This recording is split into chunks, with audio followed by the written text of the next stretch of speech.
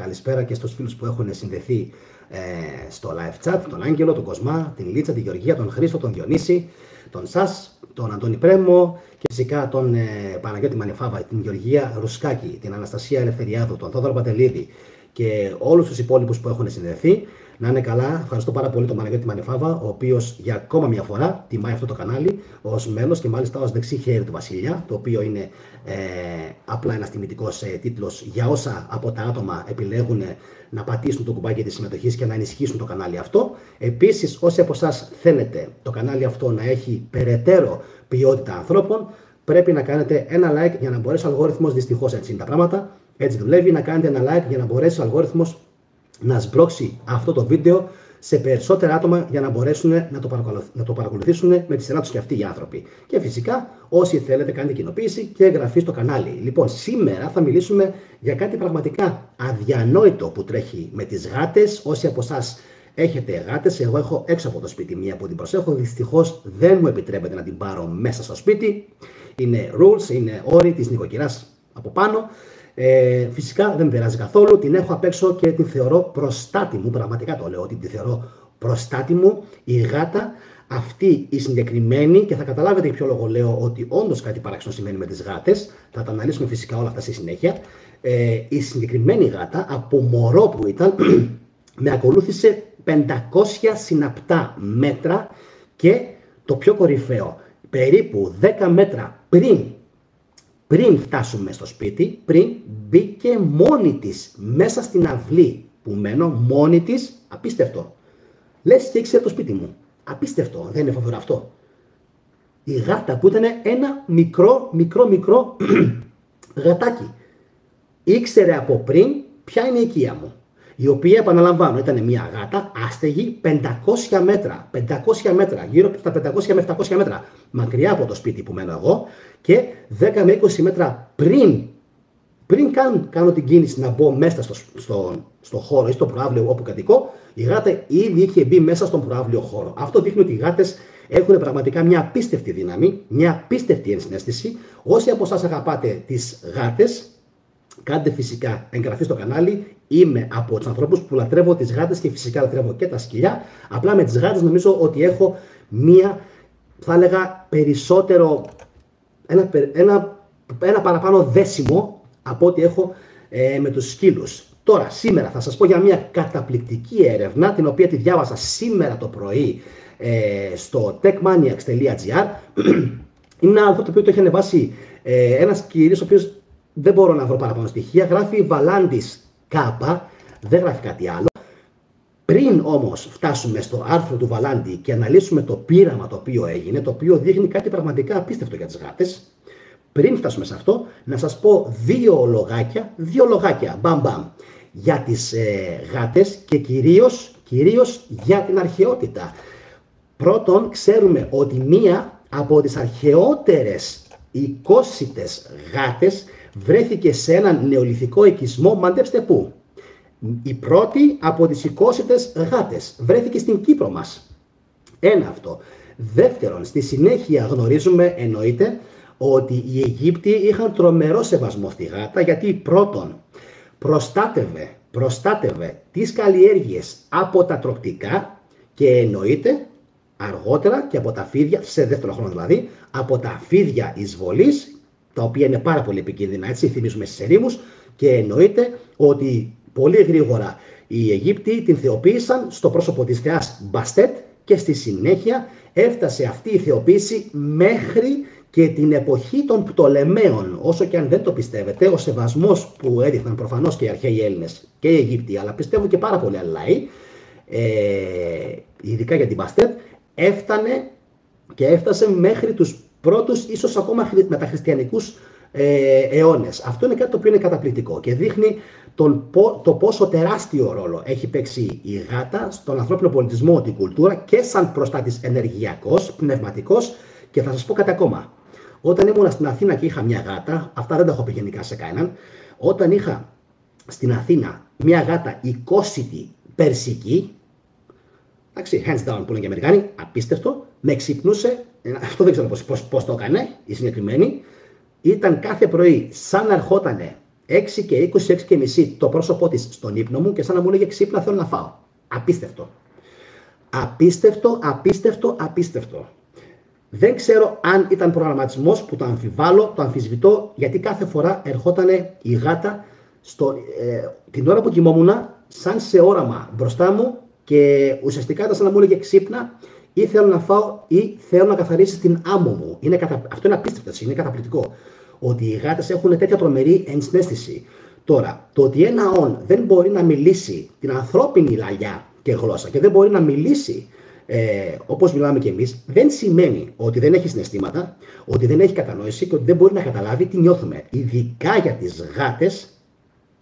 για τις γάτες, τονίζουν πάρα πολύ παραψυχικοί, θα έλεγα, άνθρωποι, έτσι, κακώς τους λέμε έτσι βέβαια, η πνευματική αν θέλετε, ότι η γάτα έχει τρομερή αντίληψη περί της ανθρώπινης ψυχής. Τρομερή αντίληψη. Ξέρει πάρα πολύ καλά αν κάποιος την αγαπάει, αν κάποιος την χαϊδεύει για τα μάτια του κόσμου, ξέρει αν κάποιος είναι μέσα του πονεμένος, αν είναι κακός άνθρωπος, που για μένα ουσιαστικά δεν υπάρχει κάποιος ο οποίος είναι κακός άνθρωπος, όσο το ότι είναι πονεμένος. Οι γάτες λοιπόν ως εκ τούτου είναι υπέροχα ζώα, υπέροχα πλάσματα και το έχω πει πάρα πολλές φορές, ότι το γεγονός ότι τα ζώα δεν μιλάνε, δεν δείχνει ότι είναι πνευματικά κατώτερα από τον άνθρωπο. Ο άνθρωπος, το οποίο είναι ένα δίποδο με εγκεφαλική λειτουργία, έχει αποδείξει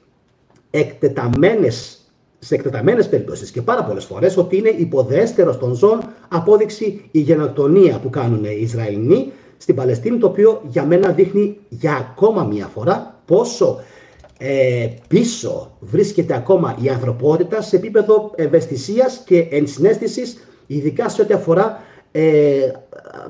γυναίκες και μωρά τα οποία πεθαίνουν και λιμοκτονούν, έτσι. Οπότε η γάτα τα καταλαβαίνει όλα αυτά.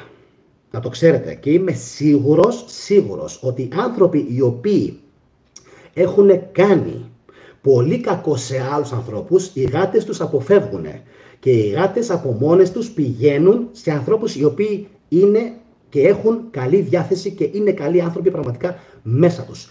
Τώρα, έχοντας κάνει αυτή τη μικρή εισαγωγή και πιστεύω ότι και εσείς οι περισσότεροι, να πω οι 9 στους 10, να πω οι 99 στους 100, έχετε πάρα πολλούς λόγους να αγαπάτε το κατοικίδιο σας την γάτα, όπως τα αγαπάω εγώ.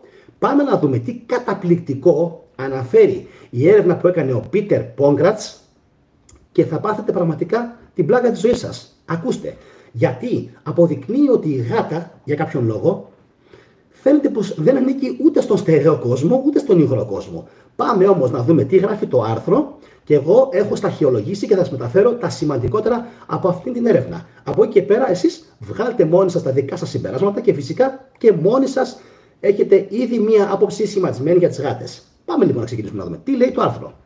Όταν οι γάτες λοιπόν έρχονται αντιμέτωπες με μία σειρά από όλο και μικρότερα ανοίγματα, είναι σε θέση να περάσουν μέσα από αυτά. Το έχουμε δει αυτό πάρα πολλές φορές. Ειδικά η δικιά μου η γάτα είναι φοβερό ότι ενώ μπορεί να επιλέξει πάρα πολλά σημεία ανοιχτά για να αράξει, για κάποιο λόγο προτιμάει όλο τυχαίως αυτά που είναι στενά, αυτά που τη στενεύουν και γενικά όπου μπορεί να δει ότι περνάει, δοκιμάζει και περνάει.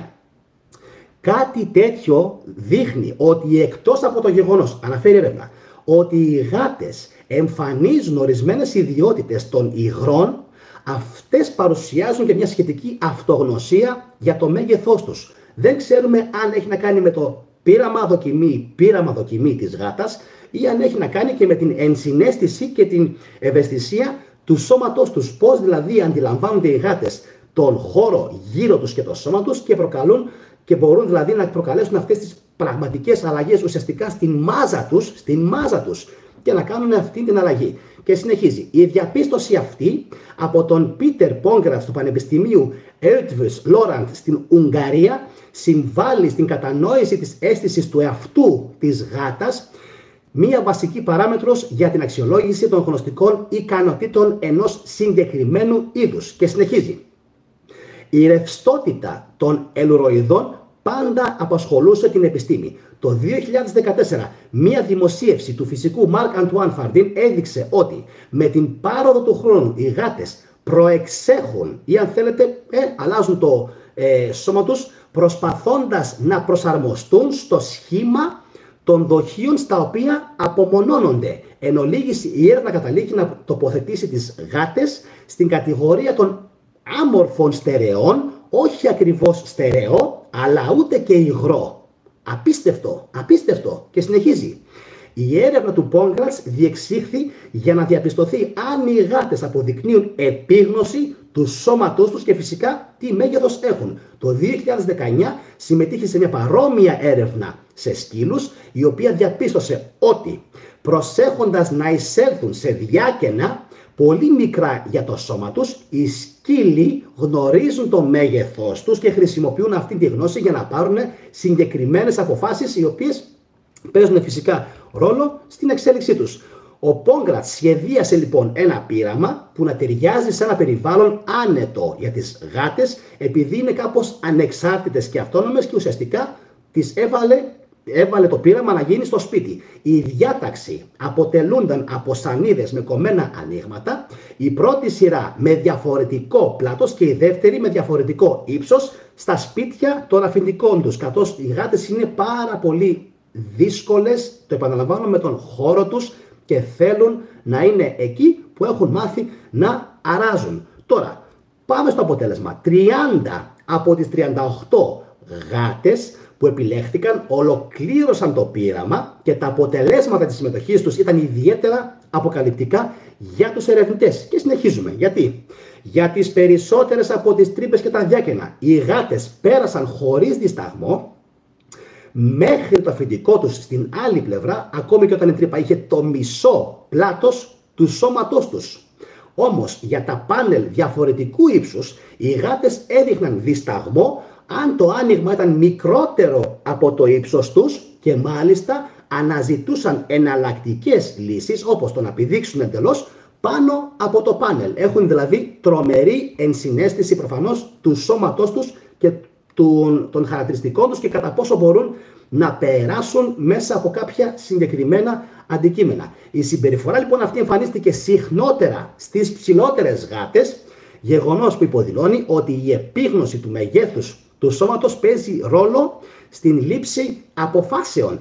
Άρα οι γάτες, για λόγους που γνωρίζουν αυτές, έχουν πάρα πολύ καλή και σωστή επίγνωση του σώματός τους και φυσικά αναλόγως το άνοιγμα προσαρμόζουν το σώμα τους και ουσιαστικά μπορεί να μιλάμε για σημεία του σώματός τους τα οποία μπορούν με κάποιον τρόπο να τα συσφίξουν, έτσι, να τα μαζέψουν, να το πούμε έτσι, και φυσικά να περάσουν άνετα από κάποιο άνοιγμα. Επειδή το πείραμα λάμβανε χώρα στα σπίτια, και να δω λίγο πιο πέρα το άρθρο, επειδή το πείραμα λάμβανε χώρα στα σπίτια τους, ένα περιβάλλον στο οποίο τα ζώα θα αισθάνονταν ασφάλεια, ο δισταγμός ήταν απίθανο να οφείλεται σε επιφυλακτικότητα για το τι μπορεί να βρίσκεται στην άλλη πλευρά του πάνελ, αφού οι γάτες ούτως ή άλλως γνώριζαν το χώρο όπου βρίσκονταν. Και συνεχίζουμε. Τα αποτελέσματα αυτά δείχνουν με τον πιο χαρακτηριστικό τρόπο ότι η στενότητα του ανοίγματος και το ύψος γίνονται αντιληπτά με διαφορετικό τρόπο από τις γάτες. Καταλήγει η έρευνα. Απίστευτο. Τι πιστεύετε? Τι λέτε για όλα αυτά?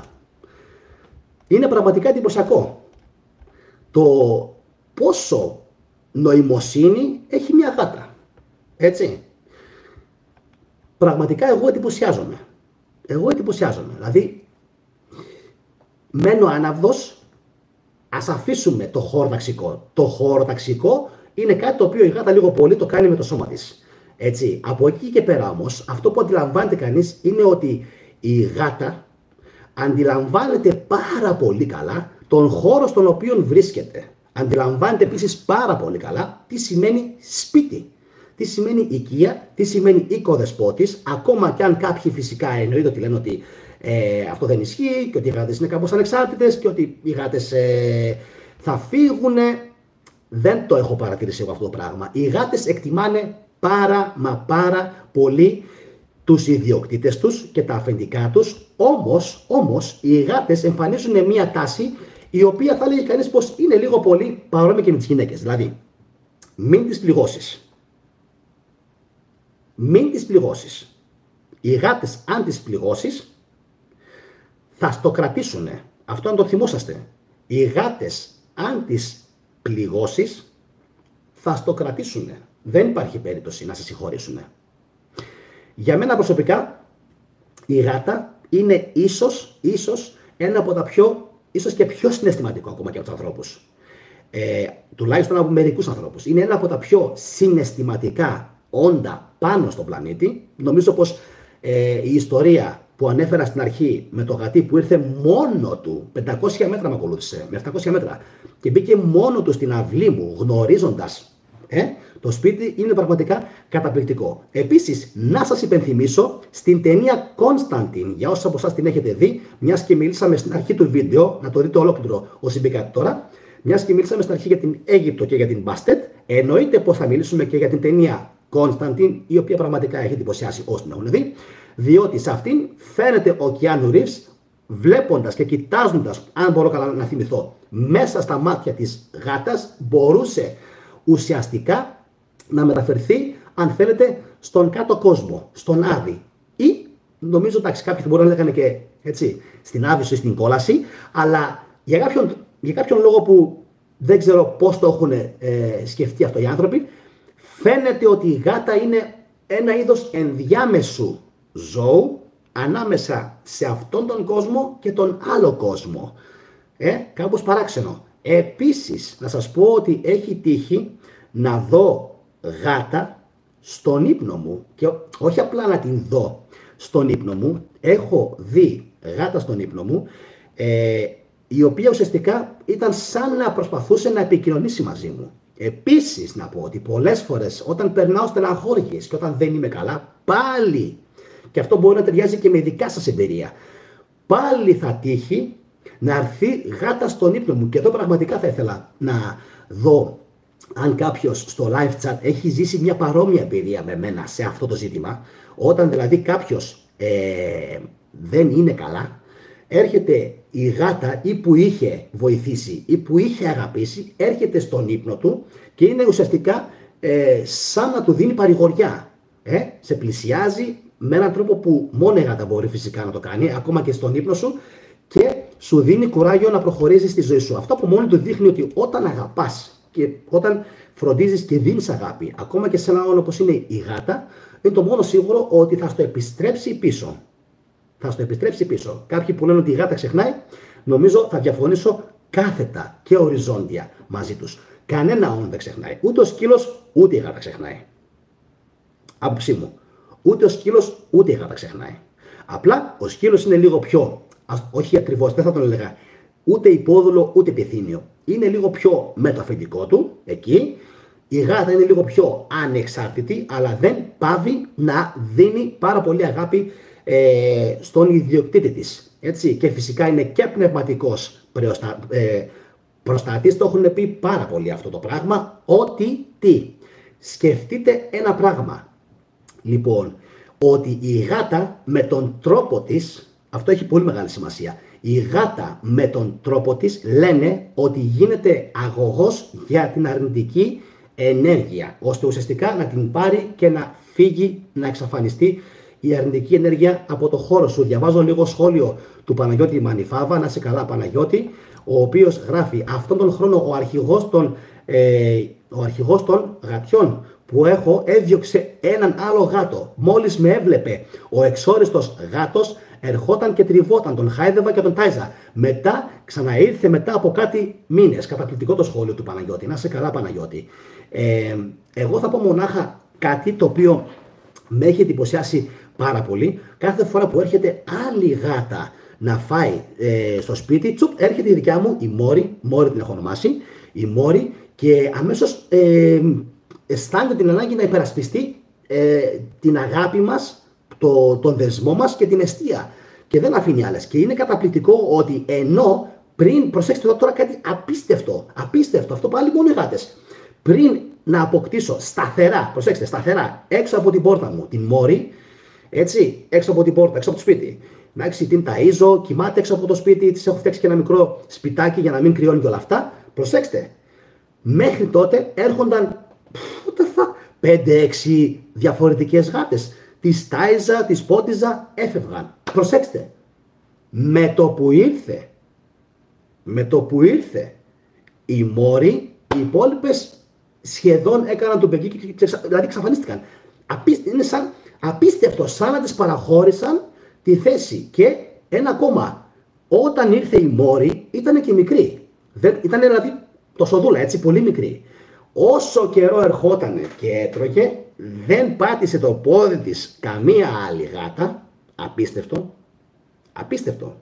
Ενώ υπήρχε φαγητό πολλές φορές εκεί, το αφήνανε, φεύγανε, μεγάλωσε. Η Μόρι πλέον έχει γίνει όταν έχει μεγαλώσει, έχει τριπλασιαστεί, είναι ευτραφής και είναι πραγματικά απίστευτο ότι το διάστημα το οποίο χρειάστηκε ουσιαστικά η Μόρι για να μεγαλώσει, γιατί ήταν βρεφάκι μικρό της και θα πέθαινε. Θα πέθαινε, δεν υπήρχε περίπτωση να ζήσει, θα πέθαινε.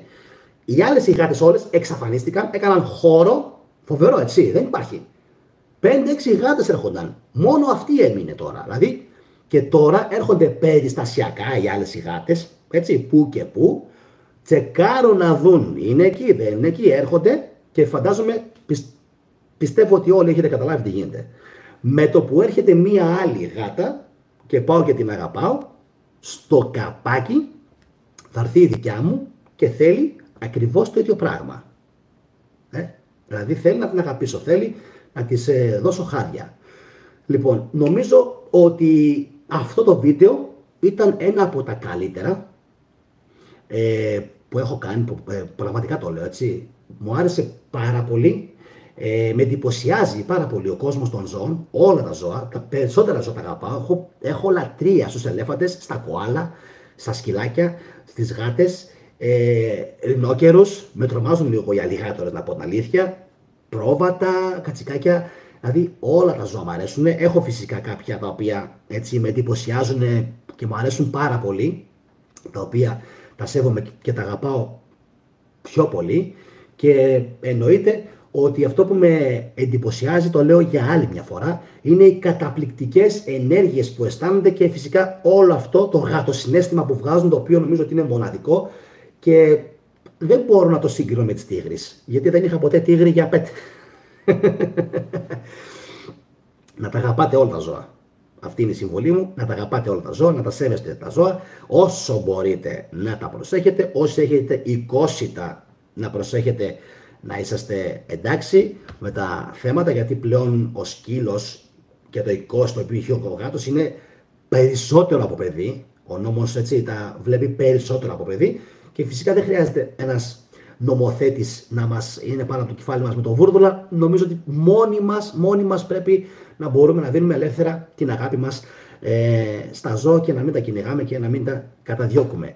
Λοιπόν, κάντε ένα like αν αγαπάτε τις γάτες, κάντε ένα like αν αγαπάτε το θετικό, κάντε ένα like αν αγαπάτε αυτό το κανάλι και τη φιλοσοφία του και αυτό που πρεσβεύει. Εγγραφείτε φυσικά στο κανάλι. Όσοι θέλετε, όπως ο Παναγιώτης ο Μανιβάβας, μπορείτε να κάνετε συμμετοχή και από το κουμπί αυτό να επιλέξετε ποιο πρόγραμμα σας αρέσει για να ξεκλειδώσετε και τα ανάλογα βίντεο που είναι πάρα πολλά στο κανάλι, είτε αφορά την απαγορευμένη ιστορία, είτε αφορά κάποιο άλλο βίντεο το οποίο αφορά εσάς και μόνο εσάς και δεν μπορώ να σας πω εγώ ποιο θα είναι αυτό. Το διαλέγετε και το επιλέγετε φυσικά καθαρά μόνοι σας. Από εκεί και πέρα εύχομαι να είστε όλοι καλά, εύχομαι η εκπομπή να σας άρεσε, εύχομαι το πείραμα που έκανε ο Ούγκρος επιστήμονας επίσης να σας εντυπωσίασε και να σας έβαλε λίγο σε σκέψη για το τι πραγματικά είναι τελικά η γάτα.